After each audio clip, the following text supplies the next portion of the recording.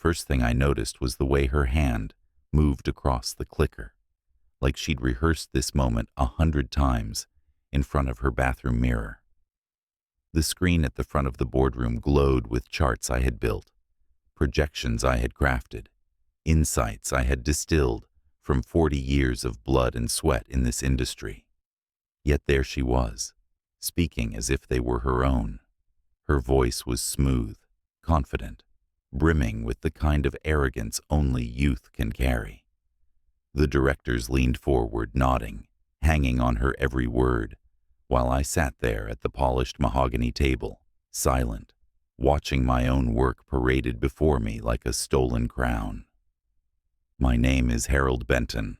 I'm 61 years old, Senior Vice President of Operations at Grayson & Company, a manufacturing firm that has survived 3 recessions, 4 ownership transitions, and 1,000 near-death experiences. I've been here longer than most of the men and women in this room have been alive. I started in this company's warehouse the same year they installed their first computer system. I've given my life to this place. Long nights, broken holidays, the kind of loyalty that chews you up and spits out the gristle. But loyalty has a funny way of becoming invisible once someone younger comes along with shinier buzzwords. Her name was Madison Clark. 29 years old, fresh MBA from Stanford, sharp dress, sharper tongue. She had been with us less than 2 years, yet here she was, flipping through my slides with the casual entitlement of a queen taking her throne. I recognized every word, every phrase, because they weren't just numbers on a screen. They were mine. Late nights in the office, decades of pattern recognition, all distilled into insights that she now recited like she'd pulled them from the air. Boomers don't understand modern business, Madison said with a smile, tossing her blonde hair over her shoulder, as if to punctuate the statement. A ripple of nervous laughter broke out around the table, some of the younger board members chuckling, while the older ones shifted uncomfortably in their seats. She let the moment linger, then delivered the line she'd been building toward, the dagger she couldn't resist twisting. Maybe it's time you retired. The room went quiet, except for the hum of the projector. My name wasn't on a single one of those slides. My decades weren't acknowledged. She'd stripped me from my own work and planted her flag. My heart didn't race. My hands didn't tremble. Years of boardroom battles had trained me well. Outwardly, I stayed calm, face blank, posture steady, just another gray-haired executive in a navy suit. But inside, something heavy settled in my chest, a cold weight. I thought back to the years when I was the one fighting uphill, when I stayed late to learn every detail of supply chain logistics, when I clawed my way from the floor to the corner office with nothing but grit and an addiction to solving problems no one else could. I remembered missing my son's baseball games, my daughter's piano recitals, all because I believed that if I gave myself fully to this company, it would stand by me. That sacrifice would mean something, that my experience couldn't be stolen. Now here I sat, listening to a girl young enough to be my daughter explain to the board that my generation was obsolete. She dressed my knowledge in new jargon, called it disruption, called it synergy, called it the future. The irony was that every innovation she cited was built on a foundation I had laid before she'd even finished high school. She didn't see it. Or maybe she did, and she just didn't care. The directors glanced at me now and then, as if expecting me to interrupt, to argue, to reclaim what was mine. Madison looked too, a flicker of challenge in her eyes, daring me to break. She wanted me to explode, to confirm her caricature of the stubborn old man who couldn't adapt. But I didn't. I leaned back in my chair, folded my hands in my lap, and let her finish. Every word she spoke, every smirk, every self-satisfied glance at the approving nods around the table, only etched the betrayal deeper into stone. The cold weight inside me grew heavier, denser, more solid with each passing minute. When the applause finally came, polite but genuine, Madison gave a small bow of her head, as if she'd just conquered a kingdom. She turned to me, waiting for my protest, waiting for the fire. I met her gaze. For a long moment, neither of us spoke. The board shifted uncomfortably again, sensing the silence stretch too long. Then I smiled. A faint, measured smile that revealed nothing of the storm brewing behind it. "You're right," I said, and that was all. The house was quiet when I got home, the kind of silence that makes you hear things you'd rather not. Your own heartbeat, the faint hum of the refrigerator, the echo of words you can't get out of your head. I sat in my study with the lights low, a glass of scotch untouched on the desk, replaying the boardroom like combat footage. Every glance, every smirk, every stolen phrase from Madison was seared into my memory. I could still see her hand flipping through my slides, that practiced ease, the smug tilt of her chin when she told the board maybe it was time I retired. The directors had laughed nervously, but not one of them defended me. 40 years of loyalty, erased with a single quip. I leaned back in my chair and stared at the ceiling, the weight of it pressing down. The betrayal wasn't born yesterday. It had been growing in the shadows, and I'd ignored the signs like a fool. Madison had been coming to me for months under the guise of mentorship. She'd linger at my office door with questions, flattering me with lines about how she wanted to learn from the best, how she admired my experience. I thought she was genuine. I thought maybe I could guide her, maybe even pass on some of what I'd built before I finally hung up my tie. But each conversation had been a breadcrumb, and I hadn't noticed the trail until now. She volunteered to help with my slides for last quarter's presentation, saying she wanted to learn the ropes. I let her. She hovered over my shoulder, asked me to explain my models, my forecasts, why I framed things the way I did. I'd walked her through decades of intuition dressed up as data, believing I was shaping her into something better. Now I realized I'd been training my own executioner. The scotch still sat untouched, but my laptop glowed in the dark like a weapon waiting to be drawn. I opened files, combed through email chains, tracking every message where she'd mirrored my language. Paragraphs I had written showed up word for word in drafts she'd sent to the board. Attachments I'd prepared had been forwarded without credit. She hadn't even bothered to hide the theft. She just trusted that no one would care who wrote it, only who presented it. Each discovery burned hotter, but I kept my face calm, even in the empty room. Anger was useless. Fury without control is a wildfire, and I'd spent my career learning to channel heat into steel. What I needed now was clarity. And clarity told me this wasn't just Madison's ambition at work. She had allies. The board had been restless for years, hungry for the image of new blood, convinced that someone younger could modernize what I'd spent a lifetime refining. She was their perfect poster child, shiny, bold, unburdened by history. If she succeeded, my legacy would die, not with a bang, but a polite round of applause and a retirement cake.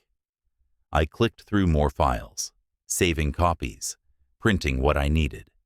Evidence, patterns, the beginnings of a case, not in court yet, but in the only battlefield that mattered, credibility. My fingers moved steady on the keyboard, no hesitation, no wasted motion. I'd built supply chains in hostile markets, navigated crises that threatened to bankrupt us. This wasn't chaos. This was another challenge, and challenges are won by preparation. Still, in the quiet of that room, I let myself feel the sting.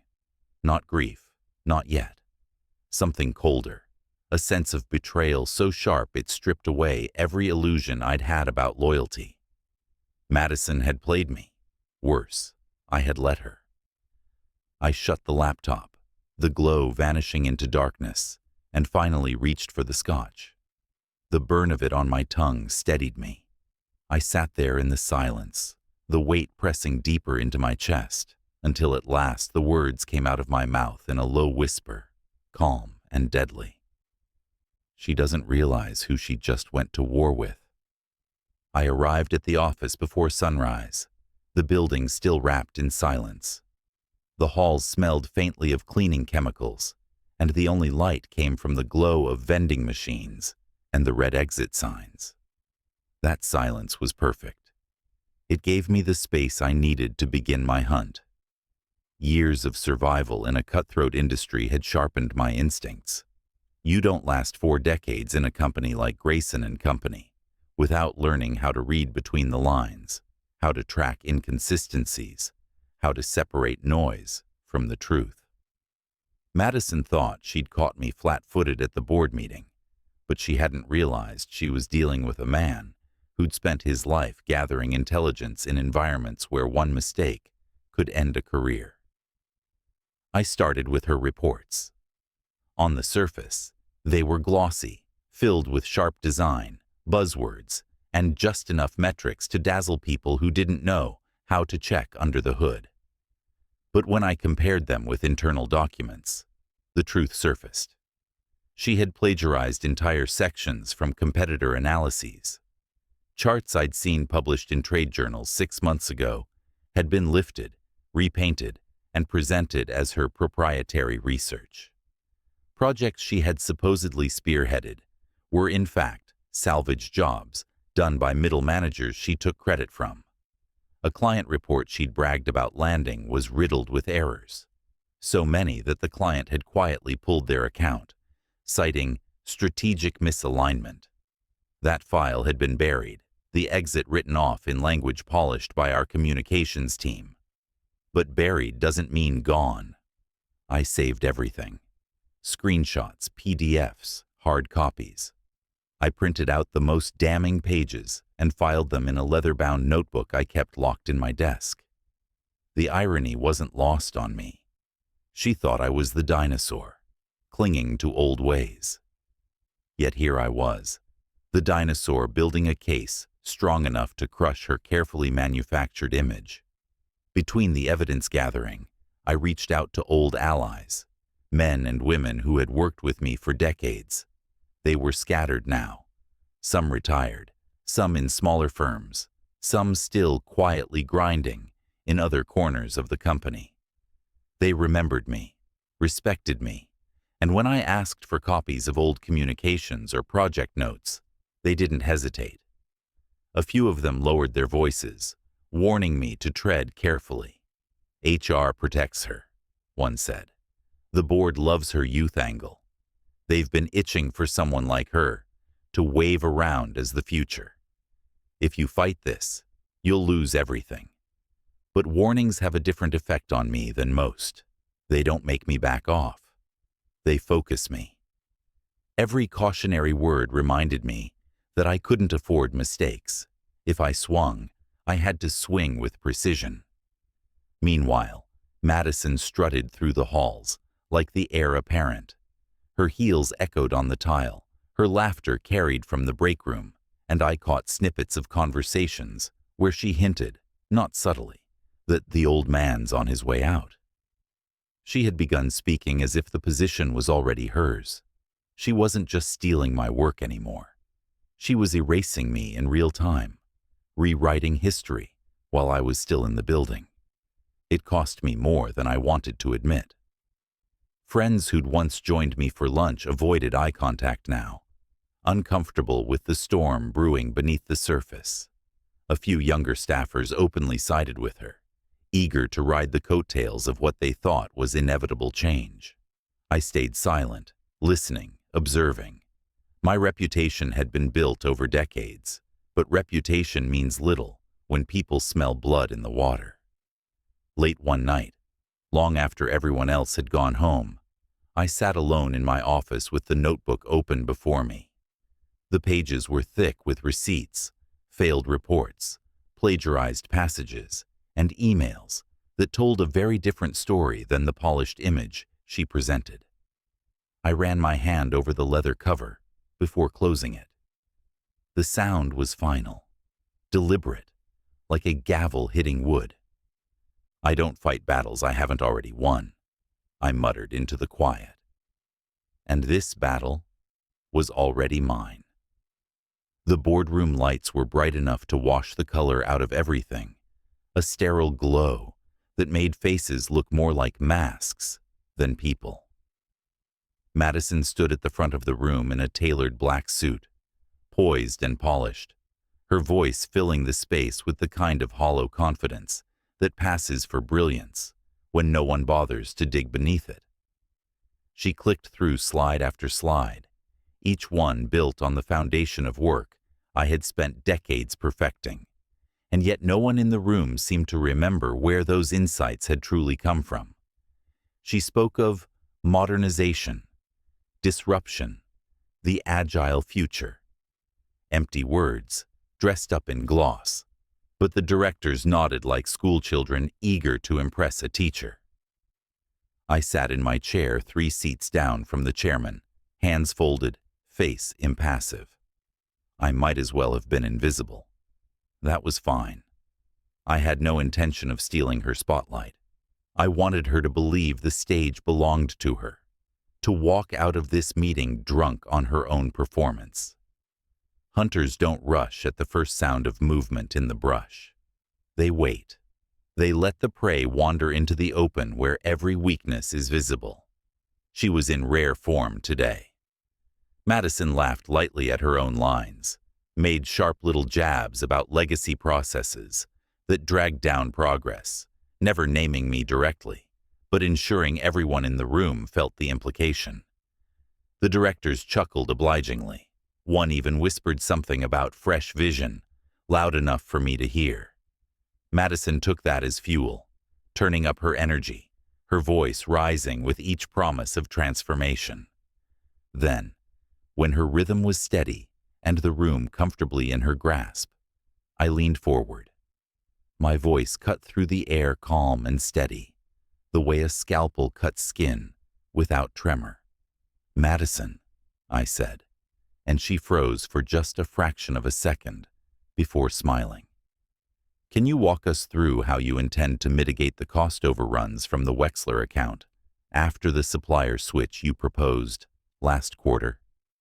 She blinked, then launched into an answer, smooth at first, but thin.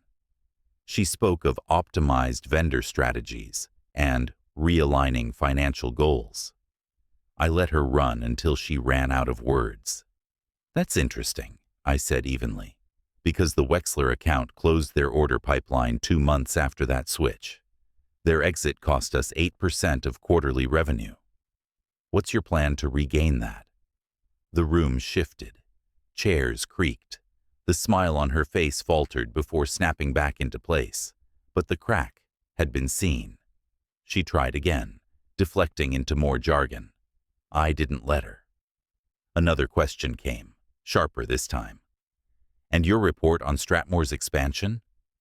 Could you explain why their forecasted growth rate matched word for word the figures from the McClellan Institute's white paper last year?" Her cheeks flushed, just a touch. The directors glanced between her and me now, uncertainty creeping in where certainty had been. She stammered, regrouped, and tried to pivot to shared industry consensus. I pressed once more. Consensus or plagiarism? The silence that followed was heavier than any outburst could have been. Whispers broke out along the table, low but unmistakable. The confidence she had wrapped herself in only minutes ago was fraying, threads pulling loose for everyone to see. I watched her straighten her shoulders, force her voice into brightness, and barrel through the remainder of her presentation as if nothing had happened. When it ended, there was polite applause, thinner than the week before. The directors exchanged uneasy glances. Madison flashed her brightest smile, thanked everyone, and walked out as though she had won another round. Perhaps she even believed it. That was the beauty of letting someone run with false confidence. They never realize how close they've already drifted to the edge. I stayed seated until the room emptied, then returned to my office. The leather-bound notebook sat on my desk, thick with evidence. I didn't open it. I didn't need to. Instead, I picked up the phone and dialed a number from memory. When the line clicked and a familiar voice answered, I spoke clearly, calmly, the way a man does when every step of the plan has already been laid out. She'll be finished by next week.